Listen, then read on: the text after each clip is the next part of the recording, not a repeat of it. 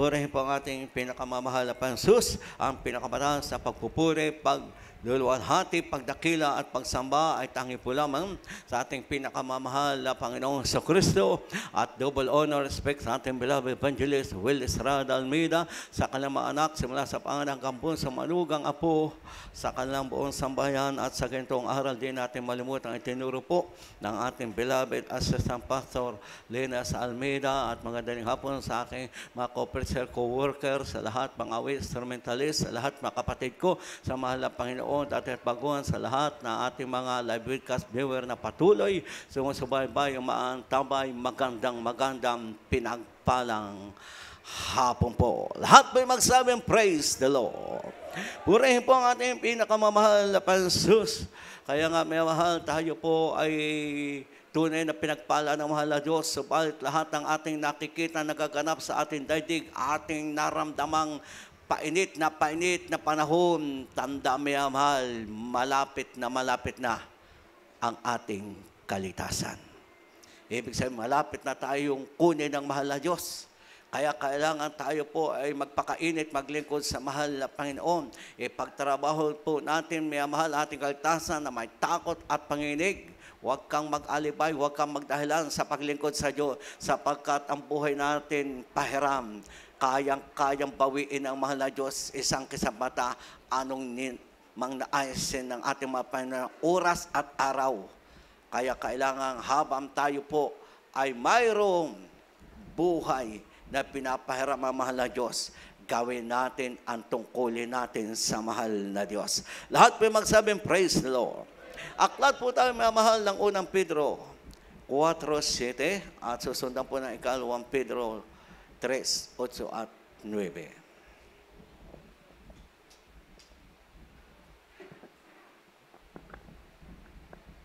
Dito po tayo sa unang sulat ni Pedro, Kapitulo 4, talatang 7. Ngunit ang wakas ng lahat ng mga bagay ay malapit na. Kayo nga'y mangagpakahinahon at mangagpuyat sa pananalangin. Amen. Dito po ay napakalinaw ang salita ng mahal na Panginoon. Tayong lahat po ang kinakausap ng salita ng mahal na Panginoon, sapagkat ang sabing, ngunit ang wakas ng lahat ng bagay ay malapit na. Kayo nga'y magpakahinahon at magpuyat sa pananalangin. Kaya huwag po natin pabayaan, mga mahal, na tayo na kaya nating mag-overnight o magpuyat sa pananalangin ay kayong lahat. Pag nagpabayat kayo, nagsahigaan ninyong malambot na kama, paano ka makapagbantay ng iyong kalitasan? Kaya tayo kinakausap ng magpuyat sa pananalangin. Lahat magsabing amen. Hindi sinabing araw ng ating pambang overnight, tayo magsitulog. Tandaan natin, mga mahal,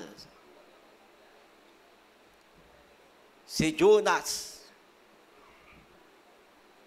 dahil ayaw sumunod sa utos ng mahal na Panginoon Diyos, mapapahamak ang marami. Dahil si Jonas hindi sumunod, at siya'y sumakay sa isang barko para madaling maunawaan nyo. At nagkaroon ng malakas na alon.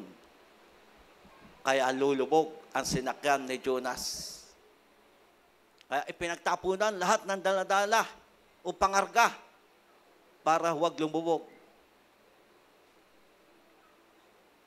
Sabi ng kapitan, tumawag na kayo sa inyong Diyos na kilala. At yung kapitan may ama, hinahanap ang lahat ng pasahero dahil nga talagang lulubog. Subalit nakita ng kapitan, si Jonas tulog na tulog. Sabi ng kapitan, gumising ka, natulugin ka. Manalangin kayo sa iyong Diyos. Mamamatay na tayo at lulubog na ang ating barko o ating sasakyan dahil sa lakas ng hangin o alon. Napagtanto ni Jonas, siya ang may kasalanan. Kaya nagkaroon ng malakas na hangin at alon. Ang sabi ni Jonas sa kapitan, itapon niyo ako. Papayapa ang dagat. Nung itinapon nga mga mahal, nawala ang malakas na alon, pumayapa ang dagat. Hindi mga mahal, lumubog ang siyakan ni Jonas. Hindi napahamak ang mga nakasakay. Bakit mapapahamak ang tao? Pag ayaw sumunod sa kalooban ng mga Panginoon. Bakit tayo mapapahamak at napapalo? Dahil tayo ayaw minsan sumunod. Huwag na natin tayong mapahamak ang iba, pati tayo. Di mo po, mga mahal, kung hindi na pagtanto ni Jonas, na siya ang dahilan, kaya lulubog ang siya sa kanya mapapahamak, pati ang iba. Nangamatay sana siya. Silang lahat. Nung napagtanto lamang, dahil sa kanyang pagsuway, ayaw sumunod. Kaya mapapahamak sila, lulubog yung barko, mga mahal. Pero nung sinabi itapon, pumayapa. Huwag na natin tayo, mga mahal, yung tayo mapapahamak. Kitang-kita na natin lahat na nagaganap sa ating daigdig. Dito init lamang, pero sa ibang bansa, sa tindi ng init, nangangasunog ang kagubatan. Timo ang bagyo, ang baha, mga mahal. Dahil sa painit na panahon, dahil sira na nga at malaki ang sira ng tumataklob sa araw, mga sa ozone layer. Kaya natutunaw ang yelo. At sabi ng baklat, malapit nang magwakas ang lahat ng bagay. Kaya tayo magpakainahon at magpuyat sa pananalangin. Ano yung magpakainahon? Huwag kang pabigla-bigla, kapatid ko, ng pasi at desisyon. Lalo na yung ikaw ay biglang magpapakagalit at mapupulbog, hindi ka naman dapat magalit. Huwag mong papasukin si taning sa buhay mo. Dahil pag pinapasok natin si taning, si Satanas, ilalayo ka sa kamay ng Diyos na buhay. Pag nag-rapture, pwedeng ikaiwan mo. Kung mamatay ka, na ikaw ay nalublob muli sa pagkasala, itatapon ka sa dagat-dagatang apoy. Kaya ating nakikita, malapit na ang tunay na katubos at kaligtasan natin. Kaya ang sabi, magpuyat sa pananalangin. Huwag po tayong magpabaya, mga mahal. Magsikap, magpilit, makapag-overnight. Dahil nung tayo po hindi pa manampatayan, napupuyat din tayo. Saan? Sa sugalan, sa diskuhan, sa kalayawan, sa martisan. Oh, yung iba, mga mahal, kwento ng kwento. Napupuyat. Ngayon, sa ating kapanahunan, yung iba napupuyat saan? Sa gadget, sa cellphone, kachat-chat, kate-text, kakapanood ng mga bagay na hindi mamatol sa atin. Hindi baling tayo mapuyat kung tayo na doon sa panood ng ating bagawain at pagpupuri sa mahal na Diyos. Pero panahon na para tayo lahat magising, mga mahal.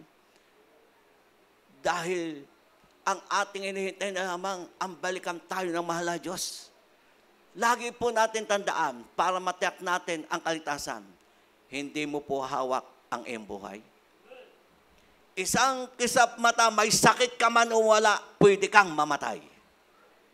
Ang tanong, kung ikaw ay palamig-lamig, kung ikaw maraming alibay at dahilan sa paglingkod sa mahal na Panginoon, tiyak mo kaya ang kaligtasan mo? Tiyak mo kaya, kapatid ko, ang kaligtasan mo? Kaya kailangan, mga mahal, siguraduhin natin, mamatay man tayo, mag-rapture, tiyak natin tayo pupunta sa langit. Dahil ating tanda, mga mahal, sinabi ng mahal na Diyos sa taong nagkanulo sa Kanya, mabuti pang hindi siya ipinanganak. Bakit sinabi niya? Kung ang isang tao na ipinanganak, pinaghirapan ng kanyang mahal na ina, palakhin, pagtiisan, sa araw at gabi, bantayan, magpuyat, para lumaki na may kalsugan, may kalakasan, lumaki na may takot sa Diyos. Pero kung tayo'y magpapabaya sa ating kaligtasan, yung siyasabing mabuti pang hindi ipinanganak, para huwag madagdagan ng itatapon sa impyerno. Malinaw po ang salita ng Diyos. Kaya sa ating pong kaisipan, lagi natin pong tandaan, hindi po natin hawak ang ating buhay. Kailangan habang tayo nabubuhay, tayo nasa banal na kalooban ng Diyos. Sapagkat ang sabi ng baklat, siya'y nangakong siya'y babalik. At hindi ibig ng mahal na Diyos na sino mang ipinanganak ng kanyang mahal na ina ay mapahamak sa apoy ng impyerno. Tandaan po natin ang isang araw sa atin, ang katumbas ay 1,000 taon. At ang isang araw sa Panginoon, katumbas ay 1,000. Yes, may mahal. 1,000 taon. Kaya magising tayo, may mahal. Huwag mo sabihin, naku, hindi pa mag-rapture. O palagay. Ay kung ikay mamatay. Na ikaw ay palamig-lamig. Ikay nasa bisyo. Nadya sa iyong kahinaan. Nadya ka sa palaging ikay nakakasala. Hindi mo po tiyak ang kaligtasan. Kaya anong sabi? Sa panahon ng mahal na Panginoong na siya ipinanganak, sino ang naghahanap? Yung 3 pantas. Bakit nasabing pantas? Ang layunin ng 3 ito, ang purpose, sambahin ang isinilang na tagapagligtas. Tayong lahat, dapat maging pantas o matalino o sakdal. Ang ating purpose, tayo tinawag, pinili ng mahal na Diyos, tayo pinahira ng buhay ng mga Panginoon, tayo ay pinatawad sa ating kasalanan, tayo tinubos. Ang layunin na ngayon, dapat ng bawat isa, ang sambahin, ang tumubos sa ating mga pagkakasala. Ang pinakamamahal na Panginoon, yun na lang po. Lahat ng ating gawain dito, nag-aaral kami, nagtatrabaho man, yan ay sekundary lang sa buhay natin sa sanlibutan ito. Pero bilang tayo po, ang nais natin makapunta sa langit, tiyakin natin po na tayo po ay karapat-dapat sa mahal na Diyos. Tandaan po natin, aklat ng Efeso 5:27, ang kukunin ng mahal na Diyos, walang bahid, walang mantya, walang kulubot, o anumang dungis o kapintasan. Ang kukuning iglesia.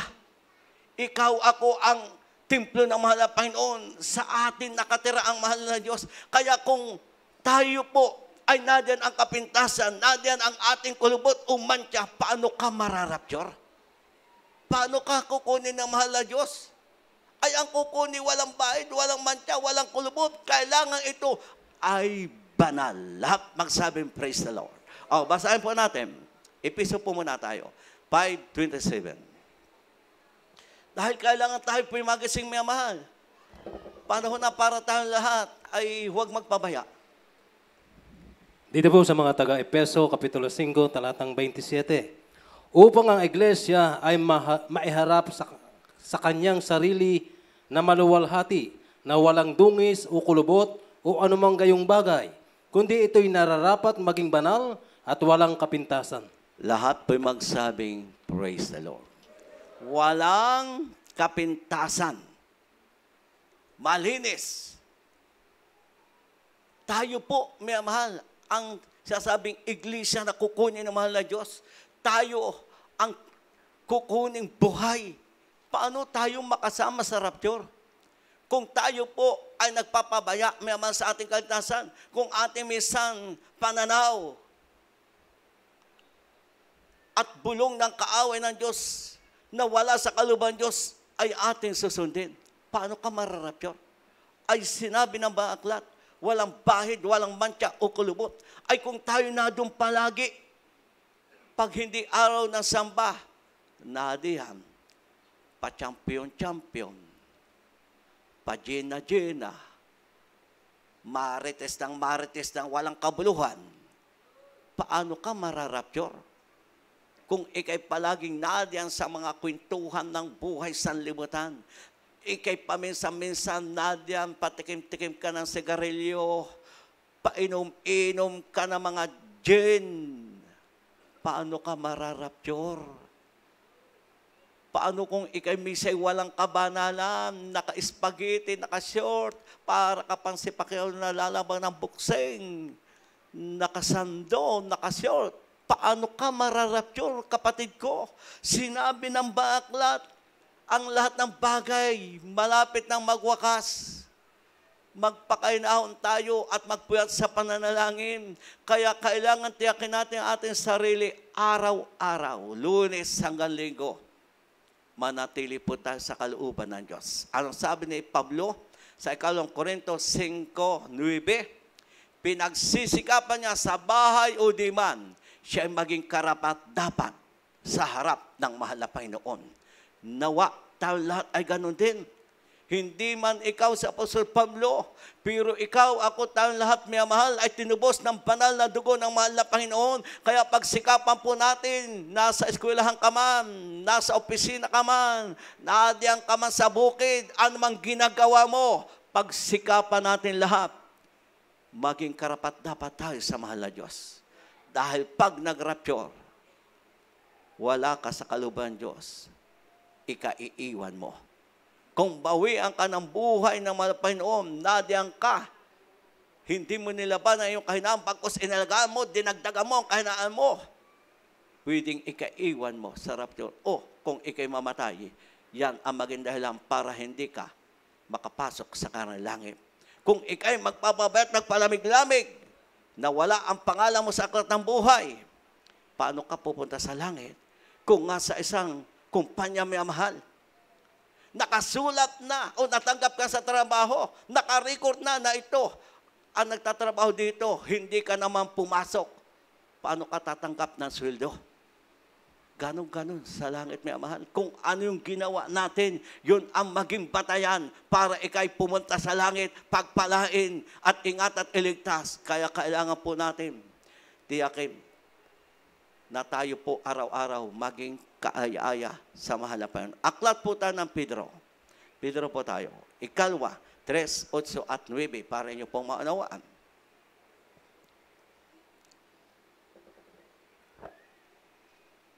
Dito po sa aklat ng 2 Pedro, Kapitulo 3, talatang 8 hanggang 9. 8, Datapat huwag ninyong kalimutan, mga minamahal, ang isang bagay na ito, na ang isang araw sa Panginoon ay katulad na 1,000 taon, at ang 1,000 taon ay katulad na isang araw.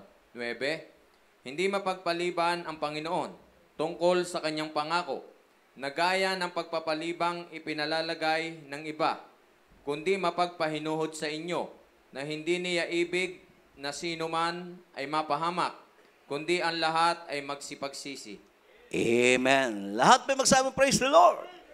Bakit kailangan tayo magsisi sa ating kasalanan? At talikuran, ito ang maging daan para ikapahamak ng tao. Kaya ang sabi ng mahal na Panginoon, hindi niya ibig na ang sino may mapahamak, kundi ang lahat ay magsisi. At alam po natin sa ating sarili, may mahal, ang kasalanan nagagawa. Pero tandaan natin, maliit o malaki, pumatayin man ang tao, ang sabi nga sa sanlibutan o hindi, nagnakaw o anuman, kasalanan. Kaya ano dapat natin gawin? Araw-araw, humingi tayo ng tawad sa ating mahal na Panginoon. Dahil minsan, alam mo, nakasaka sa salita, pero minsan, yung gawa mo, akala mo'y tama, pero pala mali sa harap ng mahal na Diyos. Kaya kailangan palagi natin tiyakin ang ating gawa at pasiya. Sapagat ang sabi po dito, ang isang araw, ang katumbas ay 1,000 taon sa atin at sa Panginoon. Kaya napakalinaw na napakalapit ng magwakas ng lahat ng bagay sa daigdig. Malapit na ang ating katubusan, sapagat sa lahat nagaganap sa buong daigdig, nakahirapang kaguluhan, mga pagbaha, pagputok ng bulkan, lahat ng kasamaan, malapit na tayong kunin ng mahal na Diyos. At malinaw sa kanyang salita, ang isang araw, ang katumbas ay 1,000 taon. O ay 1 linggo lamang, ay di 7 araw. Aba, ay napakadaming 1,000 taon na gano'n. 7,000. Kaya malapit na tayo. Magising po tayo. Huwag tayo magpabaya, huwag natin gayahin yung iba. Nasabi sila ay, nasa katuhan sila ay naglingkod din sa Panginoon, nagpipraise the Lord, hallelujah din, sumasamba. Pero sila pa rin ang nasusunod. Nabubuhay pa rin sa buhay sa libutan at kalayawan. Pero tayo, bakit kaiba? Sapagkat tayo nasa tunay na gawain, tunay ang ating Diyos. Kaya tayo magpakatotoo at maging tunay. na paglilingkod sa mahal na Panginoon para tiyak natin ang kaligtasan, mamatay at mag-rapture, tiyak tayo pupunta sa langit. Kaya hindi laro at hindi biro ang mabuhay sa daigdig na ito. Tandaan natin, kung hindi biro ang ginawang sakripisyo ng ating mga magulang, ngayong ikaw ay lumaki na at alam mo na ang tama't mali, hindi biro ang mabuhay sa daigdig na ito. Dahil ang patutunguhan ng tao ay langit at impyerno. Pag tayo nagpabaya na alam mo ang tama't mali, ikaw ang pumili ng gusto mo. Sa kapamakan o sa langit, may mahal. Dahil malinaw po, ayaw ng Diyos mapahamak ang tao. Pero ang tao ay mapapahamak dahil ayaw sumunod sa kalooban ng mahal na Panginoon. Bakit ang ating mga kababayan, ating pong mga mahal sa buhay ay mapapahamak kung hindi sila magbabalik loob sa mahal na Panginoon? Pero tayo po'y kinakausap ng mahal na Diyos sa kanyang salita. Ayaw niya mapahamak. Kaya talikuran at pagsisihan ang kasalanan.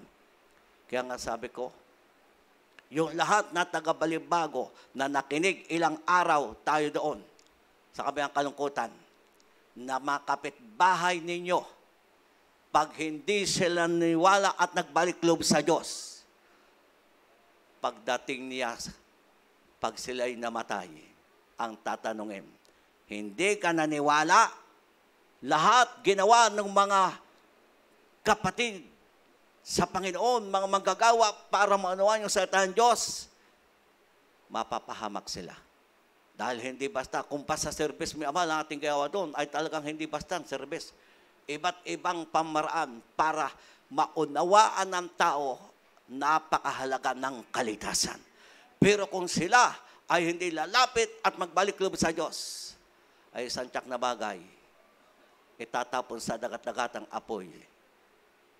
Dahil hindi naman itatapon sa atin pag namatay ka, ikaw ba'y mayaman? Ikaw ba ay doon ay kilala sa inyong lugar? Hindi. Ang tatanungin sa atin ng mahal na Panginoon, kung tayo naglingkod sa Kanya at ginawa natin ang kalooban ng mahal na Panginoon. At kung tayo po ay nabautismo sa pangalan ng Jesus at nagpatuloy maglingkod sa Diyos, dahil pag hindi, wala kang pangalan sa aklat ng buhay, ay paano ka pupunta sa langit? Basta wala tayong pangalan sa aklat ng buhay sa kalangitan, hindi tayo pupunta sa langit, may mahal. Kaya ito po ang ating ingatan. Simula na tayo nabautismo sa pangalan ng Jesus, napasulat ang ating pangalan sa aklat ng buhay sa kalangitan. So, pag ikaw ay nagpabaya, minamahal ko, at ikaw ay nag-alibay sa paglingkod sa Diyos, marami kang dahilan, ang dami mong gawa, ang dami mong trabaho, natitisod ka sa hindi mo gusto makita at mapakinggan. Pag yan ang niwalaan mo sa iyong buhay at palaging sabi mong yan ang dahilan, yan ang magpapahamak sa iyo, kapatid ko. Bakit? Dahil ang titingnan ng mga Panginoon kung naglingkod ka sa Kanya. Ang linaw sa exhort, ikaw, ako, lahat dapat maging faithful sa mahal na Diyos. Na buhay na to, na ipinahiram sa atin, maging tapat tayo na maglilingkod sa mahal na Diyos habang nabubuhay. Dahil kailanman ang mahal na Diyos, hindi nagkulang. Naging tapat siya kahit tayo nagkukulang sa anumang paraan. Hindi niya tayo pinabayaan. Inaakay po tayo lahat para tayo ay lahat magsikap, maglingkod na may katapatan. Bakit po? Sapagkat ang sabi ng banal na aklat natin binasa, nakikilala natin ang panahon. At nakikita natin lahat na gaganap, magsigising kayo sa pagkakatulog. Ano magsigising sa pagkatulog? Kung ikay palamig-lamig, marami kang dahilan, marami kang alibay sa paglingkod sa Diyos, sabi malayo, wala akong pera, ganito, yan ang pwedeng magpahamak sa iyo. Pero sabi ng mga panahon ngayon na kayo magsigising sa pagkatulog sapagkat malapit na ang kaligtasan. Bakit malapit na tayong kunin ng mahal na Diyos? Kaya wag po tayong magpabaya. Kaya kung tayo po, kung sa litera na pagkatulog, may mahal, ay parang kagaya ka ni Jonas na ang himbing ng tulog, lulubog ng barko. Ay kung ikaw, napakalayo na sa mahal na Diyos, nagagawa mo na ang ibig mo palagi at ang ibig ni Taning. Hindi mo na nagawa ang kalooban ng mga Diyos. Ibig sabihin, malapit ka na sa kapamakan. Subalit buhay ka pa, may pagkataon ka pa, mayroon kang chance na kayo makapaglingkod sa Diyos, gawin mo na ang iyong magagawa dahil malapit na ang kaligtasan. Malapit na ang kaligtasan. Ating pong tandaan, si Apostol Pablo na ginamit ng mahal na Diyos. Ang daming gumaling. Sa panyo at sa anino ni Pablo at ni Pedro, gumagaling ang may panampalataya. Sa ating banal gawain, hindi mabilang na himala. Kaya wala tayong maidahilan sa kaligtasan. Kaya tayo lahat magsikap po, minamahal at magpilip. Malapit na ang kaligtasan. Hindi na tayo magtatagal. Kukunin na ng mahal na Diyos ang bawat isang tapat sa mahal na Panginoon. Kaya kung tayo'y tapat, na tayo pinahiram ng mahal na Diyos, gagawin natin ang lahat to the glory of God. Gagawin mo ang lahat para malalahati ang dakilang pangalan ng mahal na Panginoon. Saan man tayo naroon, o ating po munang basahin. Roma po tayo, at saka yung Korinto, Korinto 5:9 at tayo sa Roma 13:11.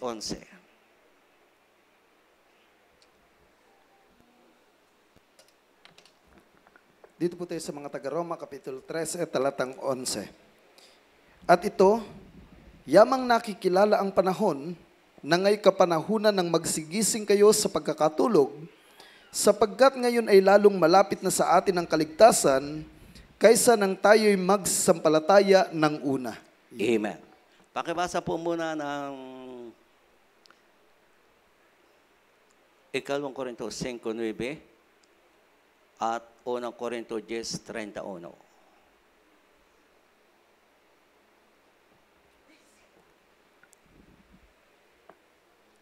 Dito po sa aklat ng 2 Korinto, Kapitulo 5, talatang 9. Kaya't ang amin namang pinagsisikapan, maging sa tahanan man o di man, ay maging kalugod-lugod kami sa Kanya. Amen. Dito po sa unang mga taga-Korinto, Kapitulo 10, talatang 31. Kaya kung kayo nagsisikain man, o nagsisiinuman, o anuman ang inyong ginagawa, gawin ninyo ang lahat sa ikaluluwalhati ng Diyos. Amen. Lahat po magsabing, praise the Lord. Malinaw po ang salita mahal ng mahal na Panginoon. Ngayong nakikilala nyo na panahon na kayo magsigising na sapagkat malapit na ang kaligtasan. Kaya tanungin natin ating sarili, tayo po ba mainit sa mahal na Panginoon o mainit ang ulo? Minsan yung iba'y hindi mainit sa Panginoon, mainit ay ang ulo sa kasama, sa bahay, sa kapitbahay. Ay hindi yun ang hinahanap ng mahal na Panginoon. Ang sinasabing mainit sa Panginoon, mapaglingkod sa Panginoon. Maningas sa Espiritu. Ibig sabihin, napupuspos ng banal Espiritu, hindi napupuspos ng provoke at galit. Amen? Napupuspos ng banal Espiritu, pumapatak ang luha sa katuwa at kagalakan na may Diyos na umibig at nagmahal sa bawat sa atin. Yan ang mapaglingkod sa Panginoon, mainit sa Panginoon. Pero pagka ikay mainit ang ulo, nako, kagagalitan mo kahit hindi dapat kagalitan. Bakit? Dahil minsan, ini-entertain na natin si Taning. Kaya napupurbok yung iba, nagagalit sa hindi dapat kagalitan. Ito po example sa versikulo. Episo po tayo. Episo po muna tayo. 4:26. Dahil minsan yung iba, ini-entertain si Taning. Pinapapasok si Taning. Ayaw, naging daan. Kaya nanlalamig, na walang kapepaan, nagagalit sa hindi dapat kagalitan. Nako, pag ito ay pinabayaan yung lubugan kayo ng araw, nako, nakakatakot. Dahil pag ikaw ay namatay, na ikay may sama ng loob, hindi na pagsisi, ay hindi mo tiyakong palangit ka. Dito po tayo sa mga taga-Efeso, Kapitulo 4, talatang 26. Kayo mga gagalit at huwag mga kasala, huwag lumubog ang araw sa inyong galit. Lahat po magsabing amen. Nung una-una, hindi ko maunawaan ito, minamahal. Paano hindi nagkakasala? Ay, galit na nga. Ang ibig sabihin, pag ikay parang na-provoke, nagalit. Sa kanino man, kapatid mo man sa Panginoon, o kasama mo sa bahay, kadugo mo man, kapitbahay mo, kapatid sa Panginoon. Ang sabi, magalit kayong huwag magkasala, huwag lumubog ang araw sa inyong galit. Anong ibig sabihin? Kung ang paglubog ng araw ay alas 6 ng hapon o gabi, bago makalubog yun, alas 5:30, magpatawad ka na o magsisi ka sa iyong nagawang kasalanan. Lahat magsabing amen. Ito hindi minsan naunawa ng iba. O example, sa mag-asawa, nagtampo, kulang ang pera dahil puro resibo ang ibinigay. Sabi, puro utang ako, hindi, ito ang resibo. Ayun, nagtampo. Nagtampo sa asawa. Masama ang loob. Bahala kang kumain dyan kung may kakainin. Magkahiwalay pa ng tulugan dahil masama ang loob. Matakot po tayo at magising. Pag binawian ka ng buhay, yan ang nakakatakot. Hindi mo tiyak kung ikay malalangit dahil may tampo ka, may sama ng loob. Sabi ng unang Juan 3:15, ang napupuot sa kanyang kapatid ay mamatay tao, at ang mamatay tao ay hindi pinananahanan ng buhay na walang hanggan. Lahat magsabing amen. Basahin po natin. Paano manawaan? Dahil malapit na po may mahalang kalitasan natin. Kaya ito pinaunawa ko sa inyo, sapagkat dapat ito, na natitirang kahinaan ito, kung tayo na dito, mawala ito. Sapat sabi nga, ang anak ng Diyos hindi nakakasala. Bakit? Sapagkat mapagpatawad ang mga anak ng Diyos. Kung inyo maalala yung topic ko dating ako na dito, na ang isang tao pag nakasala sa iyo, makapito, pumpito. Magbilang kayo. 7 na tig-70. 490 may mahal yun. Isang araw. Ay kung 1, 2, 5 bisis lamang nakagawa sa iyo isang araw, nagtampo ka, nagalit ka na talagang sabi mo, kung makita. Pag namatay ka, hindi mo tiyak ang langit. Pag nag-rapture, hindi mo tiyak. Bakit? Dahil sa sama ng loob. Basahin po natin. Dito po sa unang Juan Kapitulo 3, talatang 15. Ang sinumang napupuot sa kanyang kapatid ay mamamatay tao. At nalalaman ninyong sino mang mamamatay tao ay hindi pinananahanan ng buhay na walang hanggan. Amen. Lahat po'y pumalakpak muna sa mahal na Diyos. Ngayon may amal, tanungin mo yung sarili ngayon. Pakiramdaman mo ang iyong puso. Kung ikay minatitirang sama ng loob o galit o hinalakit. Sa kanino man, kasama mo sa bahay. Kapatid mo sa Panginoon. Dahil pag ito'y hindi nawala, at hindi ka nagsisi bago lumubog ang araw, ay talagang may galit ka. At ang sabi, ang sinumang napupuot sa kanyang kapatid ay mamatay tao. Sa sanlibutan, natural, kailangang makitang pumatay. Pag tayo anak ng Diyos, yung napupuot ka lang, may galit ka, yun ang katumbas. Ikay pumatay ng tao. At kung ikay mamatay tao na sabi, hindi ka panahanan ng buhay na walang hanggan. Hindi ka pupunta sa langit. Kaya magising po tayo. At ito hindi minsan napapagtanto ng maraming Kristiyano. Kaya ang sabi po, magalit kang huwag ka makasala. Huwag lumubog ang araw na hindi ka humihingi ng tawad at nagpapatawad. Lahat magsabing amen. Kaya ito po yung aking pinapaunawa sa inyo. Dahil pag pinapasok natin si taning, ito ang gagawin sa atin na taning. Magalit ka, magtanim ka sa mga loob. Nakalubog na ang araw, ilang araw, 1 linggo, 2 buwan, 1 taon na. Galit ka pa rin. Pag namatay ka, hindi mo tiyak. Malalangit ka. Pag nag-rapture, hindi mo tiyak, makakasama ka. Dahil sinabi ng banal na aklat, Ang sino ang napupot sa kanyang kapatid ay mamatay tao. Kaya kung tayo may sama loob, may puot, ay magpatawad tayo may mahal. Alsin natin sa ating mga puso. Dahil sabi ng Roma ating binasa, panahon na tayo magsigising sa pagkakatulong. Ibig sabihin, ating pong i-adjust ang ating buhay espiritual o ang ating paglingkod sa Panginoon. Kung tayo malayo sa Panginoon, nalalayo, tayo ay para may mahal, malayo sa Panginoon, lumapit tayo sa mahal na Diyos. Dahil malapit ang kaligtasan. Sayang, may mahal, pag hindi natin pinalagang lubos ang ating kaligtasan. Kaya nga maraming ating mahal sa buhay, ating kababayan, nakakaawat ang habag pagdating ng takdang araw na hindi sila maglingkod sa Panginoon. Dahil wala silang magkatuwiran. Dahil ang ating magawain, may mahal, nakikita sa internet, sa YouTube, sa Facebook, may mahal. Maraming masisipag makapatiran, nagpapatuto, humahayo. Anumang ating okasyon, lagi kasama ang salita ng mga Panginoon. Ito may anniversary, ito man ay nandun sa kalungkutan. Ito man, may mahal, ay kasalan. Bakit? Sapagkat ito ang paraan para ang tao ay magising at makalapit sa Panginoon. Pero ang taong hindi lalapit sa Diyos, kawawa. Kawawa, may mahal. Dahil itatapon sila sa apoy ng impyerno. At huwag nawa tayo ay madamay pa doon. Tayo tinubos at pinili, binuksan po ang ating puso pagkaunawa sa pangunang pagtuturo, pangaral, pag-ayuno ng ating magulang sa Panginoon. Gawin po natin kayamanan ang paglilingkod sa Diyos.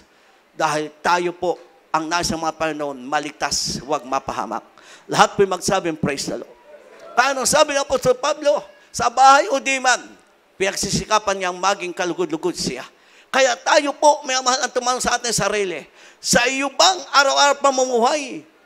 Sa iyo bang trabaho? Sa iyong kinagyan? Sa iyong eskwelahan? Sa iyong tahanan? Ikaw ba'y kalugod-lugod sa Diyos? Ang iyong pamumuhay? Ang iyong pagsasalita? Dahil malinaw ang sabi po ng Korinto, lahat ng bagay gawin ninyo sa ikaluluwalhati ng dakilang pangalang Panginoon. Kaya saan man tayo naroon, dapat nakikita ang kaluwalhatian ng mga Panginoon sa atin. Kaya kung tayo nakikita na tayo nasa kaluban ng Diyos, naluluwalhati ang dakilang pangalan ng mahal na Panginoon. Anong sabi ng ibang makasanlibutan? Bakit ang haba kaya ng damit niya mga yan?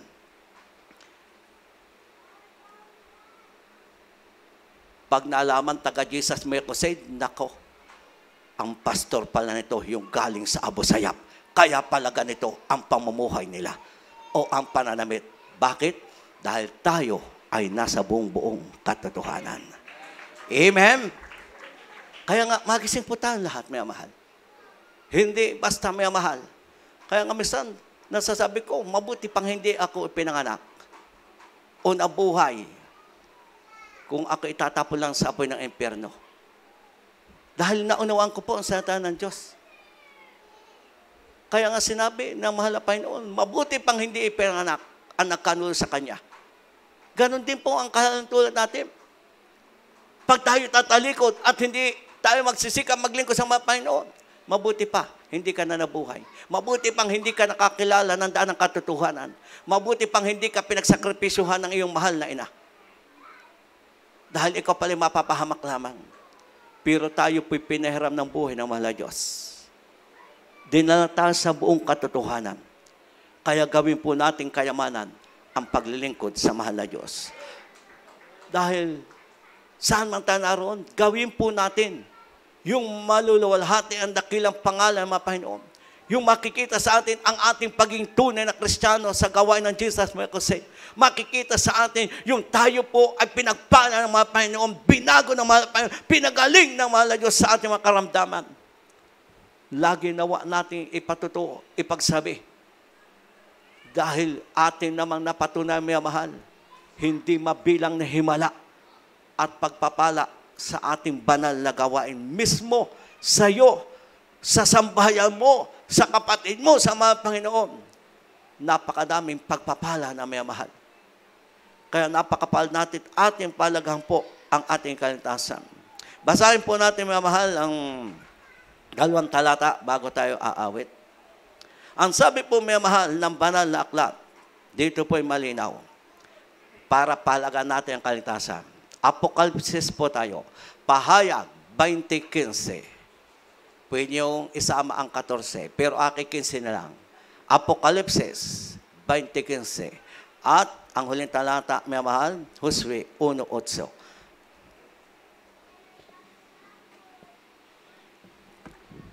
Dito po sa aklat ng Apokalipsis, Kapitulo 20, talatang 15.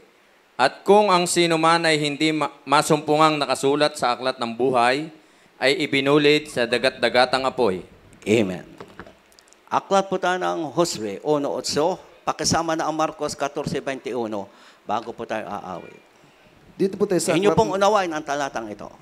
dito po tayo sa aklat ng Josue, Kapitulo 1, talatang 8. Ang aklat na ito ng kautusan ay huwag mahiwalay sa iyong bibig, kundi iyong pagbubulayan araw at gabi, upang iyong masunod na gawin ang ayon sa lahat ng nakasulat dito, sapagkat kung magkagayoy iyong pagiganhawahin ang iyong lakad, at kung magkagayoy magtatamo ka ng mabuting kawakasan. Amen. Marcos po tayo. 14:21. Aklat po tayo Marcos, may mahal. 14:21. Dito po tayo sa aklat ng Marcos, Kapitulo 14, talatang 21. Sapagkat papanawa ang anak ng tao, ayon sa nasulat tungkol sa kaniya, datapwat sa aba niyaong taong nagkakanulo sa anak ng tao, mabuti pa sa taong yaon ang hindi na siya ipinanganak. Amen. Oh, malinaw, may mahal. Kaya magising po tayo. Malapit na ang kaligtasang katubusan natin. Dahil malapit na tayong kunin. Pero anong sabi ng mahal na Panginoon? Pag tayo nagpabaya at gumawa ka ng alibay dahilan sa paglilingkod sa mahal na Diyos, na wala ang pangalan mo sa aklat ng buhay, anong sabi ng binasa? Itatapon sa dagat-dagatang apoy. Dito, dumadaing tayo sa init, kailangan natin ng electric fan, ng aircon. Ang dagat-dagatang apoy, uod at ang apoy hindi namamatay, may mahal. Kawawa ang tao na hindi maglilingkod sa mahal na Panginoon. Ito ang nakahanda. Ang walang pangalan sa aklat ng buhay, kandidato sa apoy ng impyerno. Kaya tayo lahat na pasulat ang pangalan sa aklat ng buhay, pahalagahan natin paglingkod sa Diyos para huwag mawala ang pangalan natin sa aklat ng buhay sa kalangitan. Napakalinaw, may mahal. Sa sinabi ng ating mga Pastor Pili Caballero, taga Sariaya, nung siya nang hinalupaypay, ang kanyang kalwa din nasa langit, ang sumalubong sa kanya, yung kapatiran Tagalukban na namatay. Nang sabi, bakit ka umiyak? Dito'y masaya. Ipinakita ng mga Diyos ang mga aklat at aklat ng buhay. Lahat na mainit mga Kristiyano, malinaw ang pangalan. Pagdating sa kanyang pangalan, ang tanong niya, Panginoon, bakit malabo ang aking pangalan? Dahil ikaw, anak, ay nanlalamig. Ipinakita din ang impyerno. Lahat ng kanyang napapakinggan sa madilim na lugar, tinig na taghoy, tulungan ninyo kami. Napakadaming tao sa apoy ng impyerno. Sa impyerno, may amal. Ang kanilang sigaw, tulong.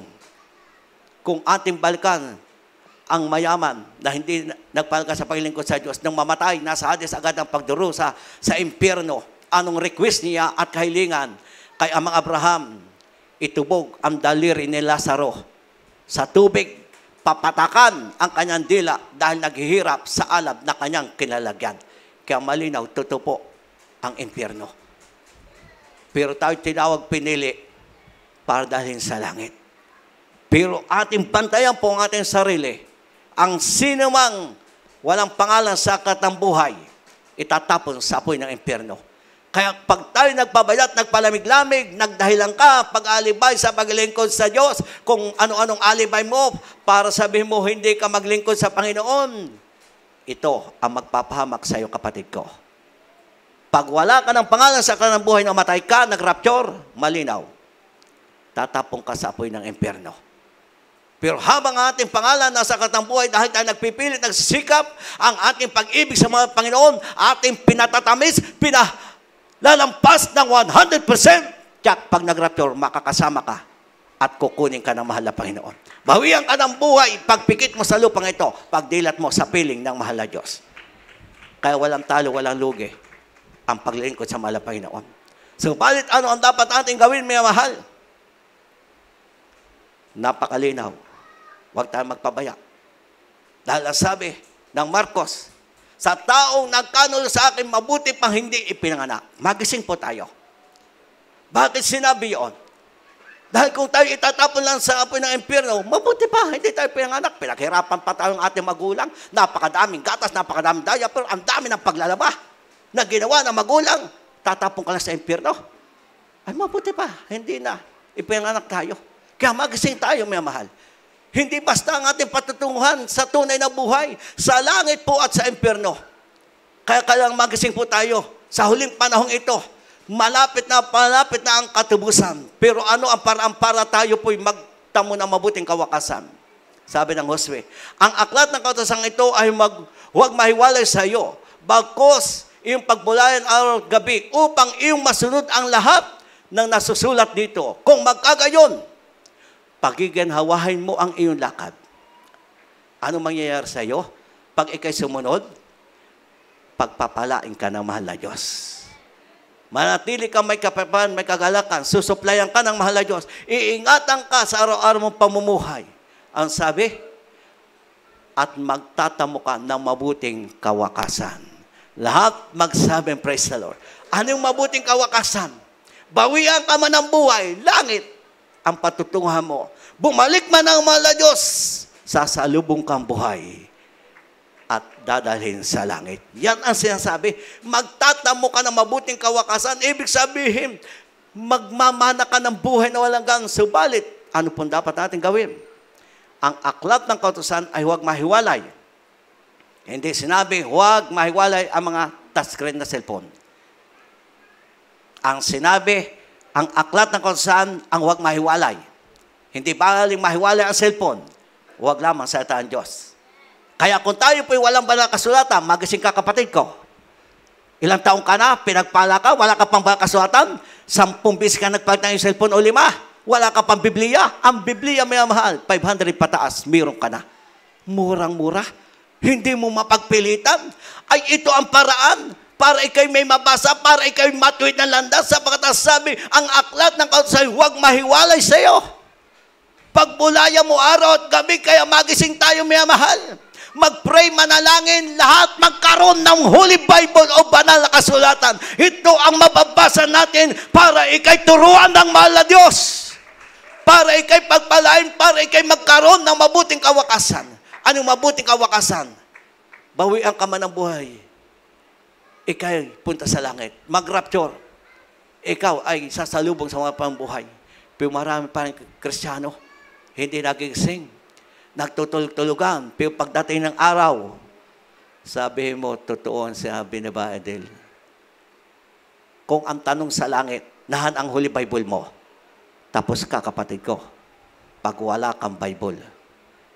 Hindi ito tatanungin, gano ang pera mo sa barko. Ay paano kung ang tanong, nahan ang Holy Bible mo?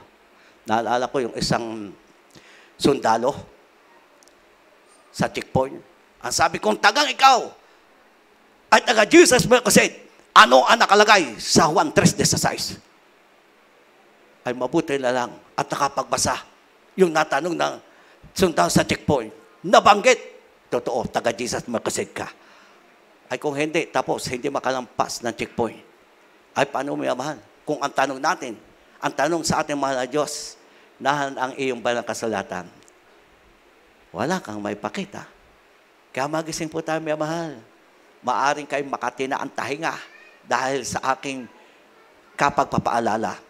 Pero tayo naligtas dahil ang tao ng Diyos ay kinausap ng mahal na Panginoon. Ano po ang naging dahilan? Kaya ang ating mga pastor, walang humpay ang pag-ayuno, panalangin. Halos hindi na natulog. Sa panahon po namin nung kami bagong save, ng 84 kami napapunta. 83 po ako, November 10, nabautismuhan. Yang 84, 85, basta ilan pa ang kapatid ang manggagawa. Kaya pag may kursada, patatawag kami. Bakit tayo naligtas? Dahil sa mga pangangaral. Napapunta sa Empapawid, sa radio program, sa kursada. Bakit? Pakibasa, huling talata para inyo maunawaan. Dito po tayo mga mahal sa ikalawang Timoteo 4, 2 at 3. Ito po ang naging paraan. Kaya tayo naligtas. Paano magligtas ating mga sa buhay? Huwag kang manghinmagod, kapatid ko. Huwag kang mahiya. Tayo ay bunga sa tunay na gawain ng ating mga pastor, ating beloved as ng pastor. Ito ang kanyang ginawa. Gawin din natin ito para maligtas ang ating mamahal sa buhay, ating mga kababayan. Pakibasa. Ikalawang Timoteo 4, 2 at 3. Mag-instrumentalist, mag-altar call. Dito po tayo sa ikalawang Timoteo, Kapitulo 4, talatang 2 at 3. 2. Ipangaral mo ang salita. Magsikap ka sa kapanahunan at sa di kapanahunan. Sumawata ka, sumaway ka, mangaral ka na may buong pagpapahinuhod at pagtuturo. Sa 3.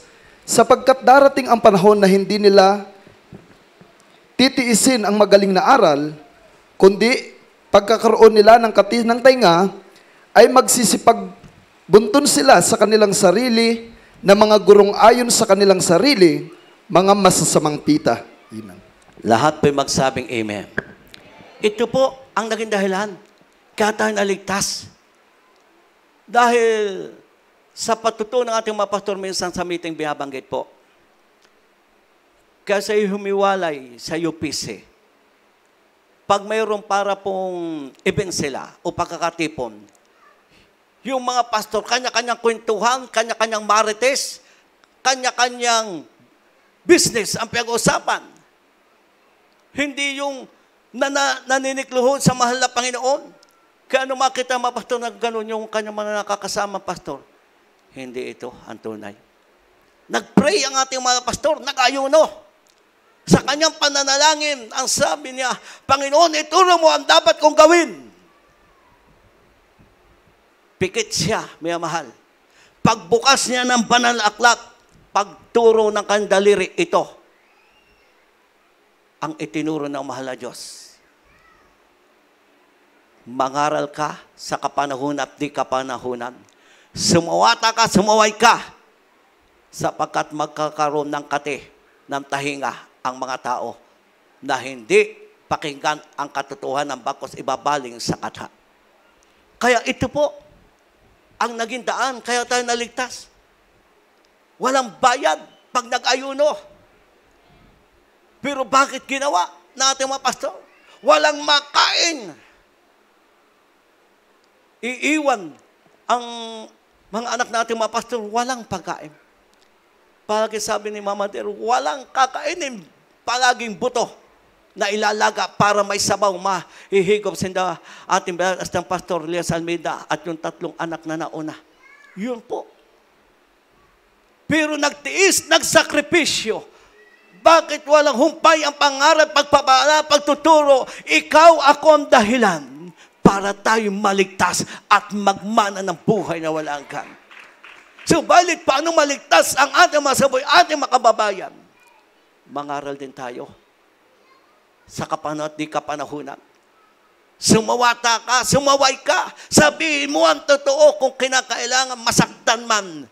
Pero totoo ang sasabi mo. Sabihin mo ang totoo para sila'y pagpala at magmana ng buhay na walang hanggan. Mahal na mahal po tayo ng mahal na Diyos. Kaya sabi ko, nung habang ako nakaluhod at hindi ko malaman kung ilang bersikulo ang gagamitin ko, naalala ko po ang bersikulong ito. Ito ang naging dahilan kaya tayo naligtas. Walang humpay na pag-ayuno, pananalangin, pagkukursada para ang tayo maligtas. Bakit? Sabi ng ating aklat, malapit ng panahon ang magwakas ang lahat ng bagay. Kaya tayo po, magsikap, manalangin palagi. Mag-overnight, may mahal. Huwag po tayo magpabaya. Wala tayong may dahilan, may mahal. Ang ating overnight, gabi. bihira ang may overtime na trabaho. Amen po ba, may mahal? Kaya makakapag-overnight tayo.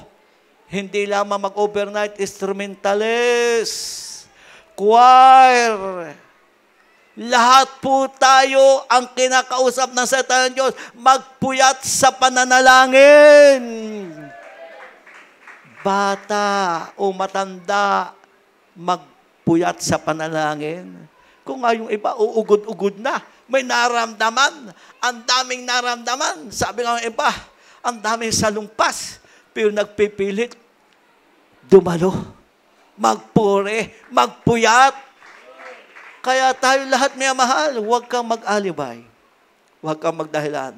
Kita ng mahal na Diyos. Dahil lahat ng iyong katuwirang kapatid ko, magulangin ko, basahan sa harap ng Diyos. Kaya isipin mo ano ang mabuti sa kaharap ng mahal na Panginoon. Yun ang gawin mo. Dahil lahat ng ating katuwiran, basahan, hindi makapagtangkol sa atin. Kahit nga yung pinakamagaling na abogado, hindi kaya tayo pagtangkol ang kaluluwa pagdating natin sa kabilang buhay. Tayong lahat ang magtatrabaho ng ating kaligtasan. Sa lupang ito, piliin mo ang makarating ka sa langit sa buhay na walang hanggan. Tayo po'y tumayo at tayo po'y umawit, may mahal ng isang awitin. Purihin natin, pasalamatan ang mahal na Diyos.